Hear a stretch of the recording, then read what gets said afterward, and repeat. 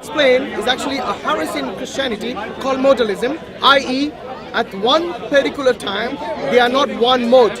At the same time, they are all three modes. So the example of ice, water, and steam does not equate the Trinity. So God the Father, the Creator, cannot die. His Son Jesus, who He sent to earth, did die, but rose again and lives, sits at the right hand of God. So one is mortal, and the other is immortal. Do you agree? Jesus is immortal, but No, wait. Do you know what immortal means? Forever. No, that's eternal. This is a categorical mistake when people speak English even, and I'm not being condescending to you, because the two words in English, immortal and eternal, have two different Immortal meanings. meaning not die. Absolutely. Did Jesus die? He did die. There you go. So you cannot call him immortal. Am I right? Okay. Yes. What does God say in 1 Timothy 6:16? But then what did God do with Jesus? We're coming there, don't worry. What did God say, or what does the Bible say in 1 Timothy 6:16?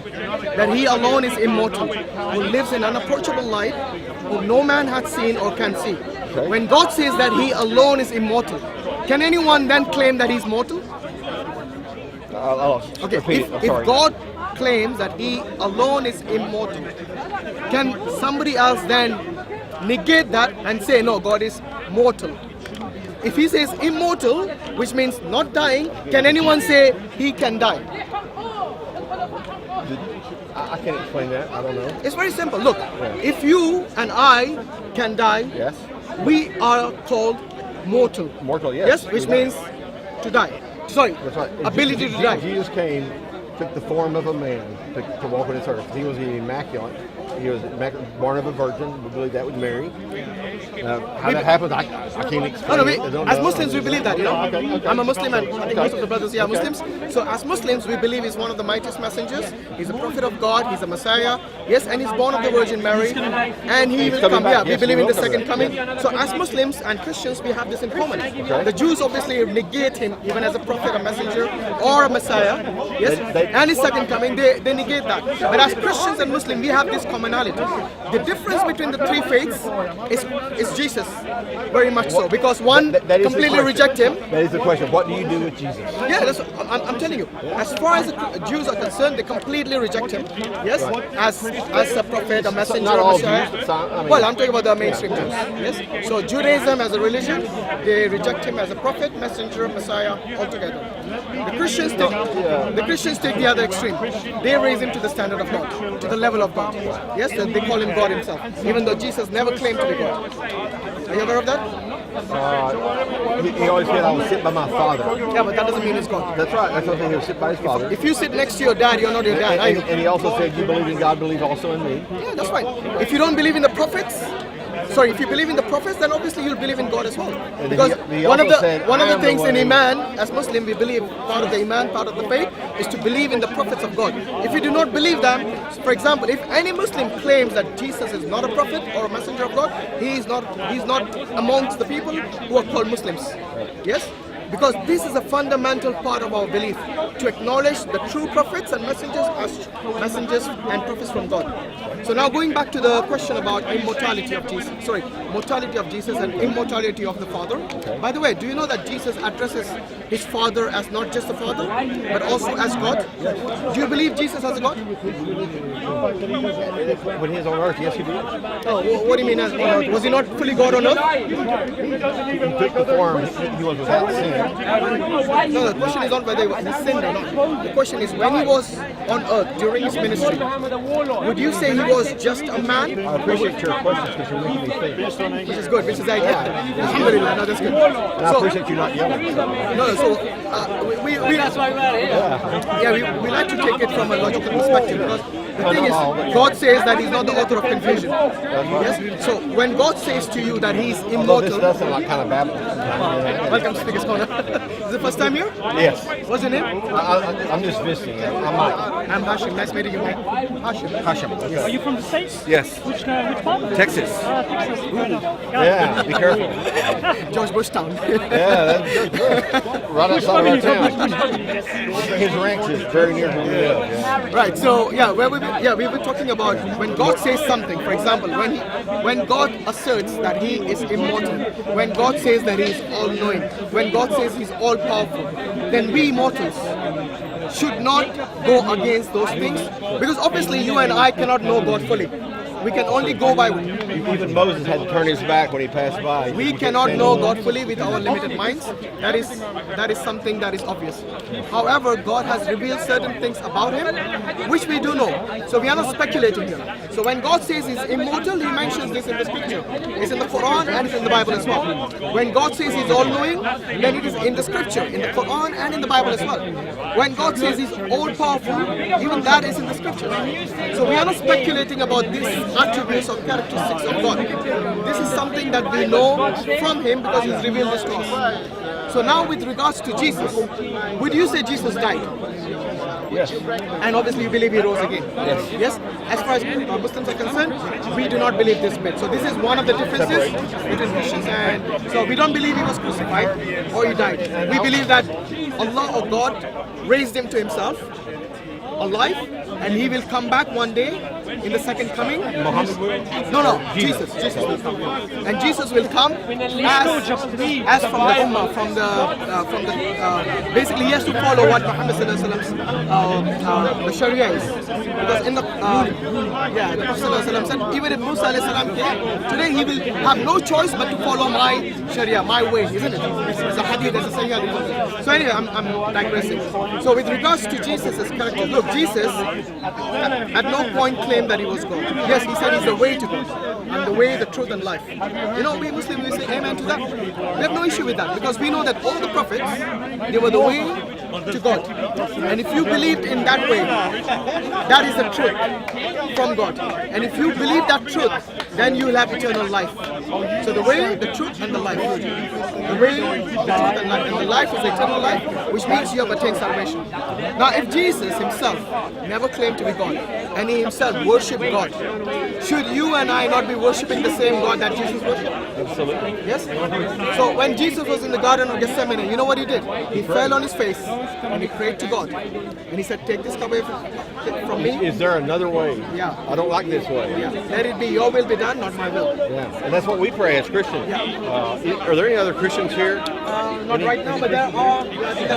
I feel small. You know, I feel small. Yeah. No, there are some over there as well. Oh, okay. Yeah, we're not in Texas.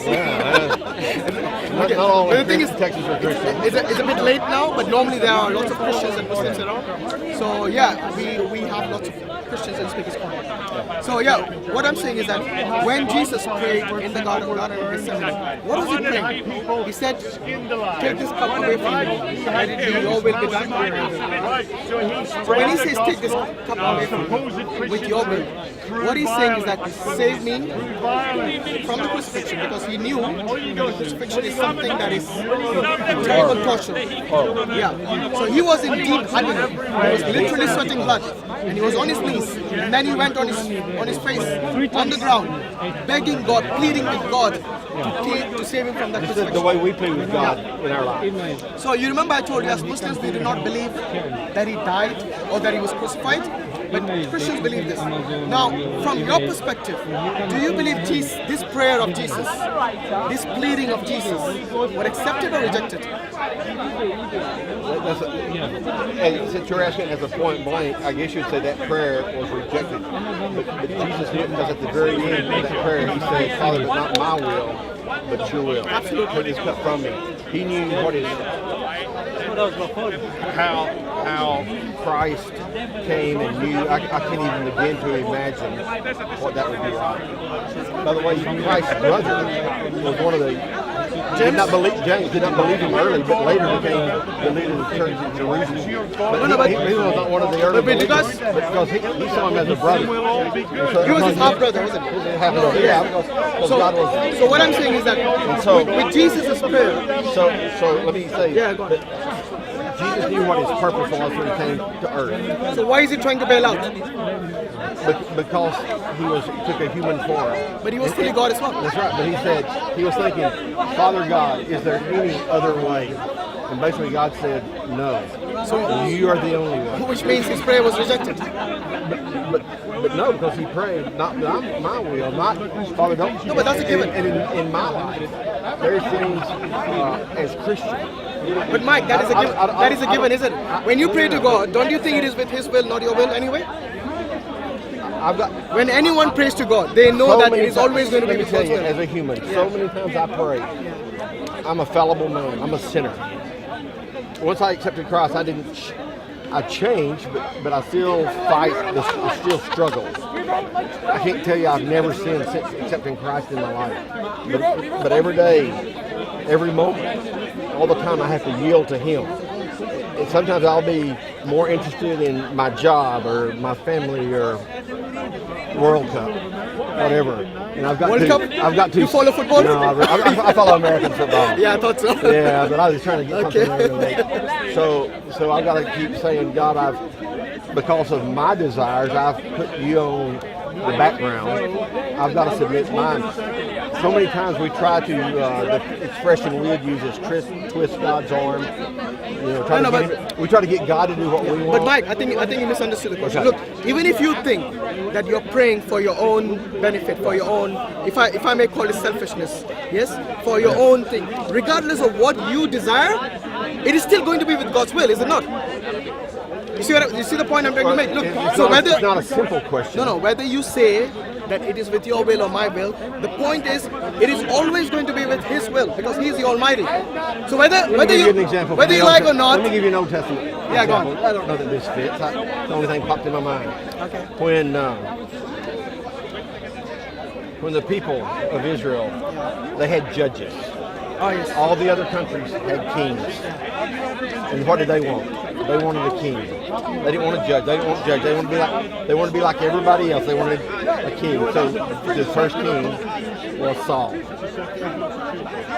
Saul had a lot of problems. We know David. David was loyal to the king, but because of, if you believe the story of David and Goliath, the large Philistine, that David became very popular and Saul got jealous. So God looked at the people and said, this is not the best for you, but since you're praying it, sometimes I think I struggle with this because sometimes we say God has a perfect will. This is His most perfect thing for us, but then He has a permissive will. He'll allow us to do certain things, and then we have completely out of God's will. Are you talking about free will? Free will, yeah. But we are not talking about free will. We're talking about a prayer. But you see, the prayer, you pray to God, I pray to God, Jesus prays to God. Regardless of what we desire or not, the thing is, ultimately the prayer is going to be answered by whom? By God. It would be an example like this. I'm today separated from my family. They're still in the States. I'm here. So I would pray, God, watch over my family. Yeah. You know what? Even if I don't pray that, God is watching over them. No, but that's not the point I'm making. My point is, I don't have Jesus, to pray look, whether Jesus said with your will or my will, the point is, it is always God who's going to be either accepting or rejecting the prayer. What was His main prayer? For example, if a woman who doesn't have children, she prays to God to bless her with a child, yeah? And no child comes. And she does not say these words, let it be your will, God, or my will. Still going to be God's will. Exactly. That is the point I'm trying to make. So whether Jesus said this or not is irrelevant. The point is this. What was His prayer? To save Him from the crucifixion. Was He saved from the crucifixion in the Christian version? In the Christian version, in the biblical version, was Jesus saved from the crucifixion? Because that was His prayer, isn't it? It was. It was His prayer, but he also said with your will. But also when I'm trying to think. It's very simple. Look, His prayer wasn't accepted. Was it Daniel or Job that prayed, God, do this? But even if my God doesn't, He is still God. I could pray. No, but we are not denying that. I could pray right here. I could say, God, to show these people that you are God, have lightning strike that tree. But I can thank God. But then ultimately it is up to God to accept that prayer or not. And that is exactly what happened with Jesus. The point is, if anyone who looks at this objectively, you have to come to the conclusion that His prayer, which was to save Him from the crucifixion, was rejected. Because ultimately, from the Christian perspective, He was crucified by the Romans, yes? Hey, let me say something. Yeah. This is the hard thing because I know it is not easy. As a Christian thing, what the paramount, the principal thing is regarding Christ, because you can sit here and try to make academic sense, and to me, none of it. I'm an educated man to some degree. It does not. First of all, why would God even care? Why would he even care? About people. We reject no, of him. course. Look, you cannot say why would God care? Because God is our creator. Obviously, He cares But about we us. rejected him. We turned over and over and over. Hold on. It's not everyone. There are people who do reject, and there are people who accept And it. this is the hard thing because I can't explain faith. I could sit here and say I have faith that this tree's going to fall over. Faith in what? But Christ says it's not by our works. It's not by good works. We need to do good works. That's not good enough. It says it is by faith through God's grace because He died for us. We believe He died for us on the cross, spilt His blood as a sacrifice of using the Old Testament. There's no remission of sin without the spilling of blood. That was Christ's blood on the cross. But He says it is by faith. So isn't faith it's not an algebraic equation. Didn't his brother, half-brother James, said that without works, faith is dead? Because that is the way you show your faith. No, the thing is But you're not saved by but works. you cannot just sit down here and say I have faith and you expect God to basically send you to paradise. You need to work for it. Because you see everything that you do, your actions, is what you will be held accountable for. It is not just your thought or the way that you have faith in God. Of course, you need to have faith in God. But the thing is that faith can only manifest in the works you do. And that is when Jesus said, "Love a new commandment I give you, that you love everyone as I have loved you." In other places, it says that you should love everyone. Several times He talks about love more than He does eternal. So if I love you, if I love people, I will do certain things to aid and assist and help. No, but it wasn't just. I will show hospitality. Look, there's nothing wrong in loving. But the thing is, what do you think? We use the word love. Yeah. What do you think loosely. What do you think Jesus will do in His second coming? Do you think He's going to love His enemies? Oh, He tells us He's not. Absolutely. He So says- it's not just love He preached. He also said who are going to be His separate enemies and how He's going to deal with them in the second coming. That's right. Yes? Yes. And His ministry, if you look at the Bible, if you're going to go by love and you're going to only see 3 years of His ministry, that is not all we know about Jesus, is it? That's the recorded portion. We know about what He did in the Old Testament. He had 30 years that is unrecorded, and He had His disciples for 3 years. But that's what I'm saying. What you know about Jesus' life in terms of Him loving His enemies or Him loving whoever it is the 3 years of His life when He and His disciples were very weak in comparison to the Roman Empire. Yes? So obviously you wouldn't expect Jesus to preach to His disciples to go and fight them, your enemies, those who oppress you, those who kill you, go and fight them back. You wouldn't expect Jesus to do this because that wouldn't be wise of Him. However, when Jesus comes back with His might and His sword, remember Jesus said, "I've not come to bring peace but to bring the sword." Because, and this is confusing also to people. This is what people, they say, you say God is the God of love, Jesus is love. How could He condemn anyone to eternal hell? He is love, but He's also just. Absolutely, and which is what I'm saying. So that's what I'm saying. So now, I don't like justice. Why? Because I'm a sinner. No, but anyone, look, you don't need to be. But because You don't Christ need to is be believing sinless me, to identify, acknowledge our justice. justification, Christ looks at me, and I am justified by His blood. That doesn't make me perfect, but it gives me something. Even if you're a sinner, even if you are someone who is sinless, Right. you will identify that justice is something that we should all abide by. You don't need to be sinless to identify this. For example, if I ask you, are you a law-abiding citizen? I have broke the law before. No, but mostly you are, right? Yeah. You don't need to be The little sinless. things go too fast. I know what you mean. But what I'm saying is, generally speaking, you abide by the law. Yes. You don't need to be sinless to acknowledge that, do you? Do what now? You don't need to be sinless. To acknowledge the law, not to acknowledge Absolutely. the So law. you see, I justice. can't be sinless. No, I'm not saying you are or I am. What I'm saying is that in order to acknowledge that you need justice in this world, you don't even need to be. Christ is going to come in. No, you don't even need to be religious. Yeah. There are many atheists who will identify right. with this. That justice is something that we should all acknowledge and take one into of the consideration. problems in America, maybe here too, is that people that say we're Christian, but they don't live that way. They don't live different than the world.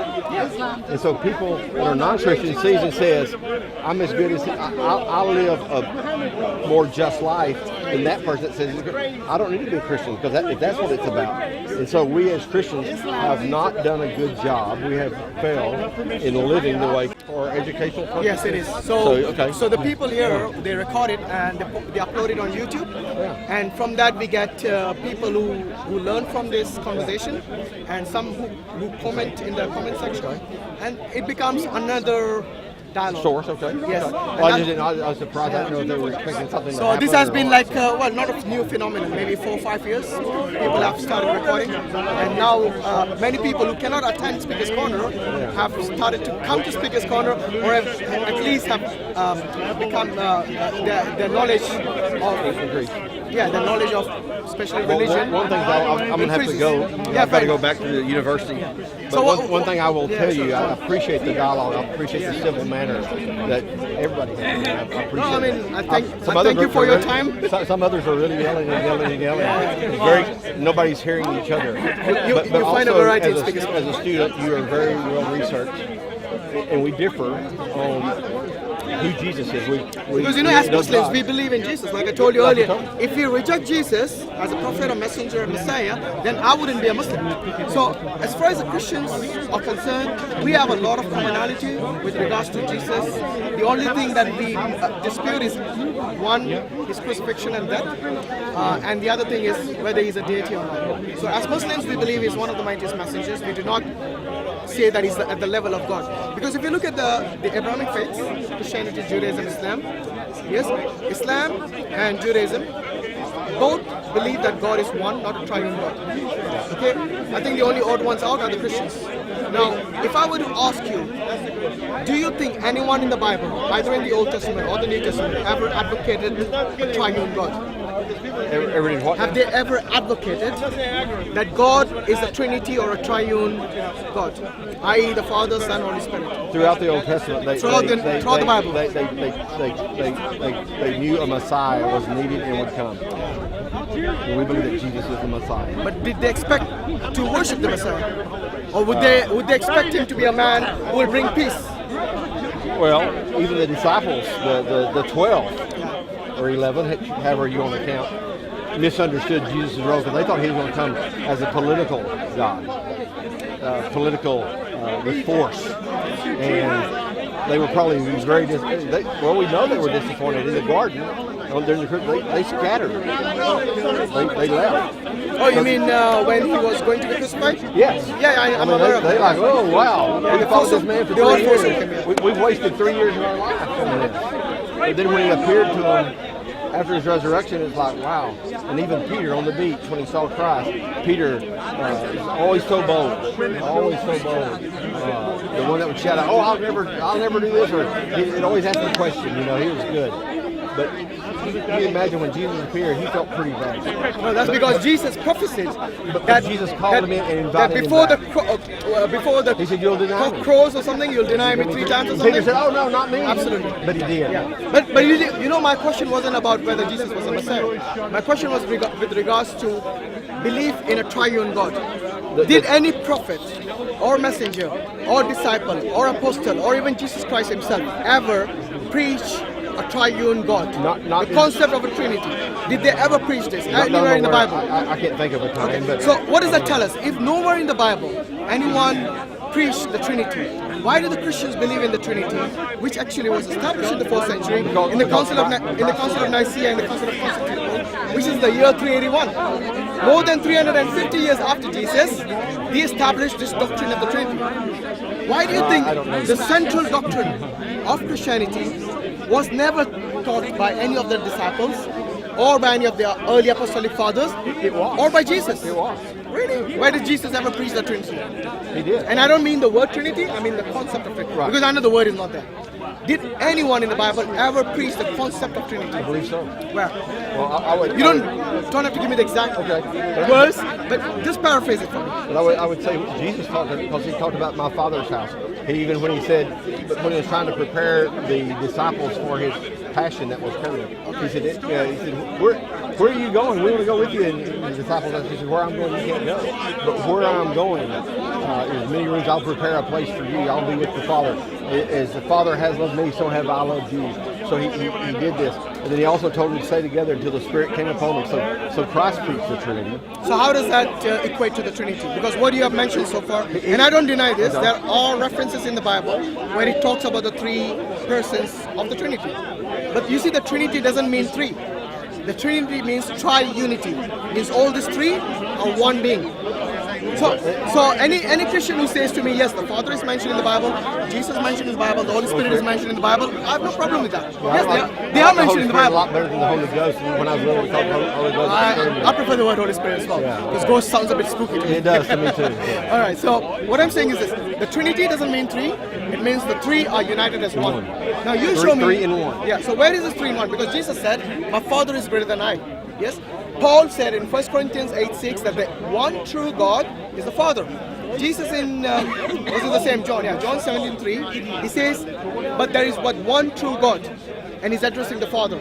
So both Paul and Jesus, both of them have asserted that the only true God is the Father. You know, many Christians say God the Father, God the Holy Spirit, God the Son. I don't know if you're aware of this, but the only true phrase that you find in the Bible is God the Father. You will never find this phrase called God the Son or God the Holy Spirit, because this is a later, what do you say, a later postulation? I hate to cut you off. No, fair enough. I've enjoyed the conversation. It will drive me. It will inspire me to study the Word of God, what we call the Bible, more. It gives me cause. I have not read the Quran. Would you like to? It tells me that I maybe should. If I give you a copy, would you like to? No, because I don't know. We've got to run Come on. sources, you know. It's a free copy. So, I'll come get my book. That's fine. If he doesn't want, we can't force it.